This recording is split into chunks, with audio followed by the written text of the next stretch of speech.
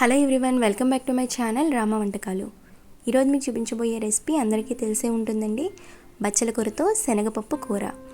కొత్తగా నేర్చుకునే వారి కోసం మరొకసారి ఈ రెసిపీ ప్రాసెస్ చూసే ముందు మా ఛానల్ని ఎవరైనా సబ్స్క్రైబ్ చేసుకునే వాళ్ళు ఉంటే తప్పకుండా సబ్స్క్రైబ్ చేసుకోండి. రెసిపీకి కావాల్సిన పదార్థాలు: పోపు దినుసులు, కారం, ఉప్పు, ఉల్లిపాయలు, టమాటో, ఉడికించిన శనగపప్పు, ఒక కట్ట బచ్చల కూర. కర్రీ ప్రాసెస్ని చూద్దాం. స్టవ్ మీద కడాయి పెట్టుకొని 3 టేబుల్ స్పూన్స్ వరకు ఆయిల్ వేసుకోవాలి. ఆయిల్ హీట్ అయిన తర్వాత పోపు దినుసుని యాడ్ చేసుకోండి. ఒకసారి కలుపుకొని పోపులు వేగిన తర్వాత ఇందులోనే 1/2 టీ స్పూన్ దాకా అల్లం వెల్లుల్లి పేస్ట్ని కూడా యాడ్ చేసుకోండి.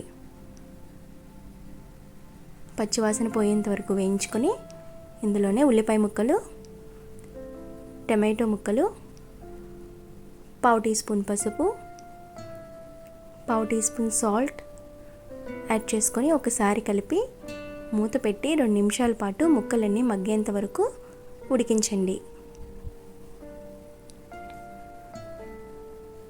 చూడండి, 2 నిమిషాల తర్వాత ముక్కలన్నీ మగ్గిన తర్వాత ఇందులో ఆకుకూరని యాడ్ చేసుకోవాలి.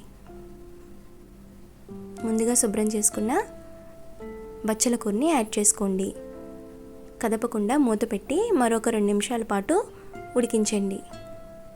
చూడండి, 2 నిమిషాల తర్వాత ఒకసారి కలుపుకోండి. ఇప్పుడు ఇందులో ముందుగా ఉడికించిన శనగపప్పుని యాడ్ చేసుకోవాలి. ఇక్కడ 3 టేబుల్ స్పూన్స్ శనగపప్పుని యాడ్ చేసుకున్నానండి.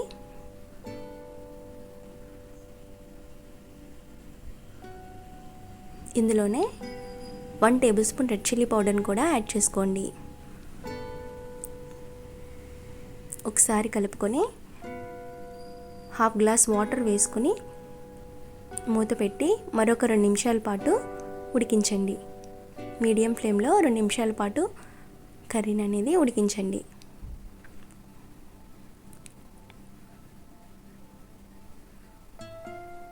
చూడండి, 2 నిమిషాల తర్వాత ఆయిల్ అనేది మనకి కొంచెం పైకి వస్తుంది.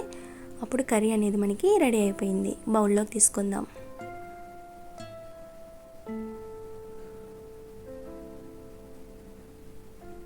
కొత్తిమీరతో గార్నిష్ చేసుకుంటే మనకి బచ్చల కూర, శనగపప్పు కూర అనేది రెడీ అయిపోయిందండి.